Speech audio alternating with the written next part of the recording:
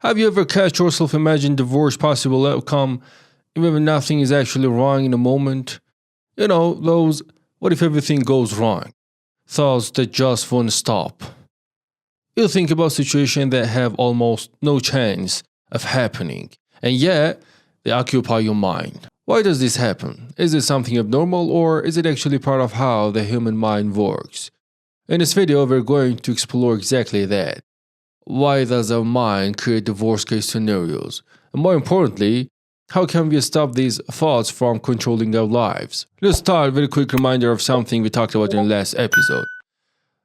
Why is it important to be aware of your emotion? Today, we're going to look at two of those emotions more closely: anxiety and fear. These two often show up when we start imagining negative possibilities in the future. Sometimes the situation we worry about have less than a 5% chance of happening, but somehow they still take up 95% of our mental space. Sounds familiar? Think about the time when you were preparing for something important. A big exam, a job interview, a presentation, or an important meeting. Suddenly your mind is flooded with all kinds of scenarios. What if I forget everything? What if they judge me? What if I completely fail and embarrass myself? Most of these thoughts are not logical. They're exaggerated. But they keep repeating in your head anyway. The more important the event, the more extreme the thoughts become. So, where do these thoughts actually come from? The number one is evolutionary reason. Your brain wants to keep you alive. To understand this, let's take a quick look at our past as a human. For thousands of years, our ancestors lived in an environment full of real physical danger. Wild animals, lack of food and water, harsh weather, conflict with other groups. All of these were real threats. In the kind of world, it was better to be overly cautious than to relax. If you were always alert, always expecting danger, you had a higher chance of surviving. If you ignored possible threats, you might not live long enough to pass on your genes. So, over time, the human brain evolved to predict threats, focus on risk, and imagine possible danger before they happen. The survival mechanism become part of our unconscious mind. Now fast forward to today, most of us are not being chased by wild animals. We're not constantly fight for food or shelter. But our brain is still wired in a similar way. Instead of think, what if a tiger attacked me? Now we think, what if I fail in this exam? What if I lose my job? What if this relationship ends badly? Different situation, but same system. Our brain is still trying to protect us by scanning for danger and preparing for the worst. So when you catch yourself imagining the worst case scenarios, it's not because you're broken. It's because your brain is trying, maybe a little too hard, to keep you safe. Number two is fear of the unknown. There's another big reason why we create negative scenarios. We're afraid of what we don't know. When we understand something, we feel more in control. When we don't, our mind fills in the gaps. And usually it fills them with fear. Think about the dark. Many people are not actually afraid of darkness itself. They're afraid of what might be hidden in the dark. Now imagine this, that you walked into a completely unfamiliar room. You're alone and the lights are off. You don't know what's around you. Every little sound feels suspicious. Every movement feels like a threat. Why? Because your mind doesn't have enough information. So it assumes the worst in order to protect you. But if you turn on the light, looked around, and got to know the space, the fear would usually disappear. You might even feel comfortable. There's old saying, love comes from understanding. You can really love or feel safe with something you don't know. And the same is true for the future. The future is unknown. We can't clearly see what's going to happen. So our mind, trying to predict us, often fills the unknown space with the worst case scenarios. Number three is self-criticism and low self-esteem. Now let's talk about something more internal. How we see ourselves. From a young age, many of us are thought to be self-critical. You should do better. You're not good enough. If you fail, it's your fault. A certain level of self-criticism can be healthy. It will help us to grow, improve, and stay humble. But when self-criticism becomes constant and harsh, it stops being helpful and starts becoming destructive. It slowly erodes our self-confidence. We begin to doubt our abilities. We start to believe that we're not capable. So what happens? When we face a challenge, instead of thinking I can handle it, we think, what if I fail? What if I mess up in front of everyone? What if I'm not enough? This is where worst case scenarios are born. They are often a reflection of how we think about ourselves. If we constantly imagine everything goes wrong, it might be a sign of low self-esteem, not just a realistic assessment of the situation. Number 4 is past failures and emotional memory. Our past also plays a huge role.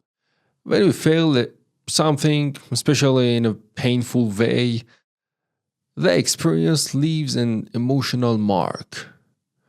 Later, when we're in a similar situation, those old emotions can rise to the surface, even if we don't consciously remember that detail. For example, if you once failed a test badly, or were rejected in a job interview, or were judged in front of others, the next time you're in a similar situation, your mind might automatically jump to negative predictions. It's like your brain saying, last time this didn't go well, let's prepare for it go wrong again. This creates what we could call a failure trap. We start unconsciously expecting failure, no matter what we're doing. Even when we succeed, we might think, I just got lucky, it won't last, or something will go wrong soon. And of course, that mindset creates even more worst case scenario. Number 5, the role of media and information overload. There's another external factor that we often underestimate, the media. We live in a world where attention is everything. The news, social media platform, the content creators are all competing for your attention. And what gets more attention, the good news or the bad ones? Most of the time, it's the bad news. Disaster, conflict, crisis, scandals. Negative stories trigger strong emotions, and strong emotions keep people engaged. So we're constantly surrounded by content that focus on what's wrong with this world. Over time, this shapes the way we see the reality. We start to believe that danger is everywhere, the world is unsafe, and bad things are always about to happen. And if we already have anxiety or a negative mindset, this constant stream of bad news can easily feed our worst case thinking. So, how do we deal with these negative scenarios? Now that we understand where these thoughts come from, let's talk about what we can actually do about them. The first step is awareness. The first step is simple but powerful. Notice the thoughts. When a worst case scenario pops into your mind, don't immediately believe it. Just pause for a second and say to yourself, okay, I see what my mind is doing. It's trying to protect me by imagining the worst. You're not trying to fight a thought. You just observe it, like a cloud passing the sky. The smallest step creates distance between you and your thought. Step 2. Question the thought. Next, gently challenge the thought. Ask yourself, how likely is this to actually happen? Do I have real evidence for this, or is it just fear? What is more balanced way to look at this situation? You're not trying to be unrealistically positive. You're trying to be realistic instead of purely negative. For example, instead of I'm definitely going to fail this interview, you might say, it's possible that it won't go perfect, but I've prepared. I've learned from past experiences. And there are also a real chance it will go well. Step 3. Return to the present moment. Most worst case scenarios live in the future, in a place that doesn't exist yet. So mindfulness practice will help you bring back to the present moment. You can try taking a few slow, deep breathing, or feeling your body and your surroundings, or focusing on one simple task at a time. When you're grounded in the present, your mind has less room to run wild into every possible disaster. Number 4 is reduce the input of negativity.